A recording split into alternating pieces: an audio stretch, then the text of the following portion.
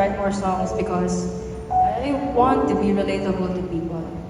And honestly, introvert kasi talaga. And scared ako most of the time to show my feelings or to share my feelings to other people. I'm scared to open up. That's why, minsan yung mga sinusulit kong mga kanta, hindi ko siya nilalabas. But, sabi ko, sayang naman tong blessing sa akin ni Lord kung hindi ko siya ilalabas, kung hindi ko siya gagamiting platform para makarelate sa mga tao or para may share yung my experiences ko. Because they might feel the same way. You guys might feel the same way.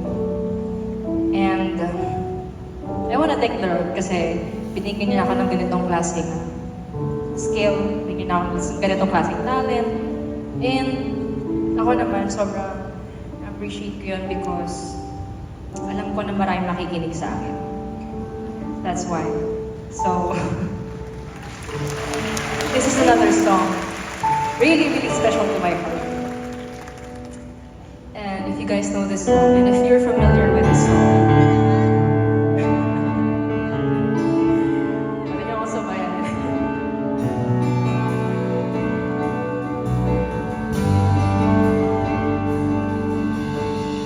Ang title niya po ay Anino. At malapit yun na rin po siyang marinig dahil ang Anino po ay part ng aking upcoming EP entitled? Yes, entitled Broom. At ang sumulat po ng Anino ay si? Ayan, sinulat po sa akin ni Pablo ang kanta Anino dahil sabi niya bagay daw sa akin yung kanta. Kaya binigyan niya sa akin. Kaya naman sobrang thankful ako kay Pablo. And the Room EP will be out on August 2 on all major music platforms. Kaya naman po sana abangan niyo po ang aking EP na malapit na pong lumabas. At isa pa pong balita dahil mapapanood niyo na po ang Pagtatag documentary starting August 28. Yes po, mapapanood niyo po ang Pagtatag documentary sa lahat po ng cinemas nationwide. And tickets are now on sale. Kaya sana po ay makapunta at makabili po kayo. Ha? Sige, kahit di ko naiintindihan. Okay. Pero syempre, may isa pa akong song na gusto kong i-perform. Gusto niyo bang makitang ibalibag ko si Julie? Okay. Julie, tara, magbalibagan na tayo. Let's go!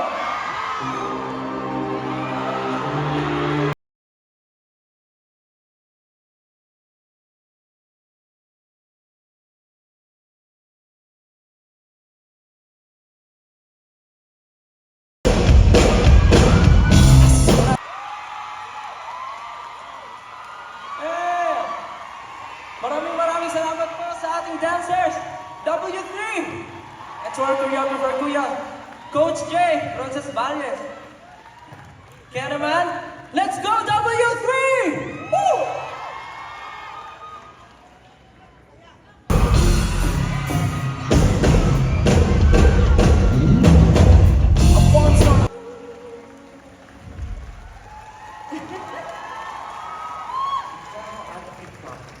Eto, Steph.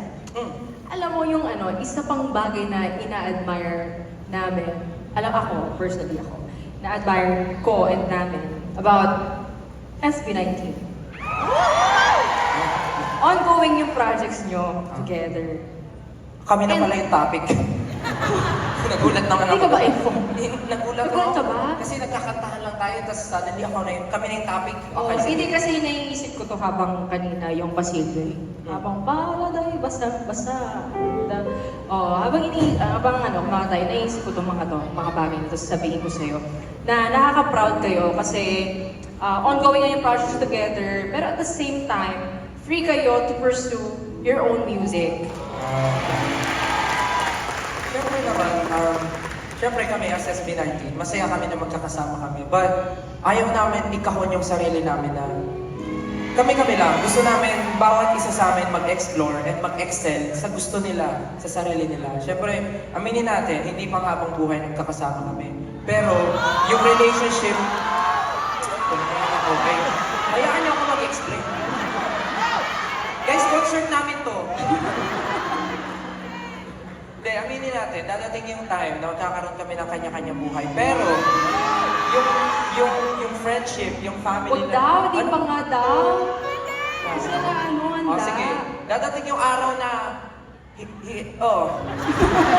Oh. Dadating yung araw. Pero syempre, yung friendship, yung family na na-build namin, nandun na yun forever.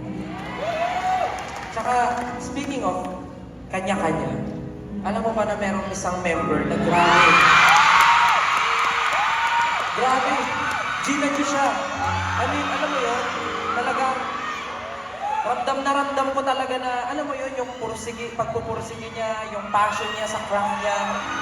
Grabe, iba rin yung ginawa na itong tao na to para maabot niya siya. Tsaka ano nito, malupit din to. Malupit to. Ang lupit! Grabe! Oh, gusto mo pa pakilala, Julie? Siyempre! Oh. Gusto niyo ba siya makita? Gusto niyo ba siya makita? Alright, basta natin patagalin pa, ladies and gentlemen. Josh! Hey! Ayan na!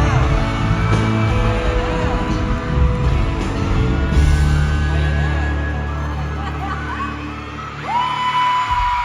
Ayan na! Nandiyan na si Josh, pwede na tayo mag-change topic. Grabe yung mga usapan nyo parang feeling ko tuloy.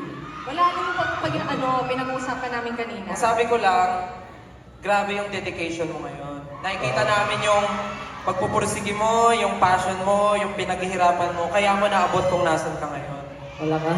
Alam mo, bukod sa akin, syempre, mas nakikita ko yung dedication yung dalawa. Pero mo, nandito na kayo ngayon sa NFT at nagko-concert. At sobrang nakaka-proud. Especially, syempre, alam niyo, nasubaybayan mo yung, yung journey ni Stel. Gusto ko lang sabihin sa inyo lahat ako yung unang-unang fan ni Stel. Totoo yan. Kasi kaya ako na-inspire mag-perform. Kasi napanood ko siya. Napanood ko si Stel before. Oh, alam mo yan. Grabe pala to. Grabe pala. Sana pala na bumili tayong dedication cake dahil sobrang dedicated tayong lahat. Anyways, Josh, kasi pinag-uusapan namin yung about artistry ng bawat isang SB19. Paano ba yung mga bagay-bagay na pumasok sa isip mo? Bakit mo gustong i-pursue yung pagiging as Josh Cullen? Pagiging Josh Cullen. Siguro, alam mo, parang, kasi syempre as SB19, meron tayong goal for the group. Yeah. And just not just for the group, pero for the entire OPM industry. Pero for myself, siguro, gusto ko lang syempre i-break yung barriers at syempre i-break yung para capacity ko, subukan ko hanggang saan ko makakaya as a solo artist as well. While doing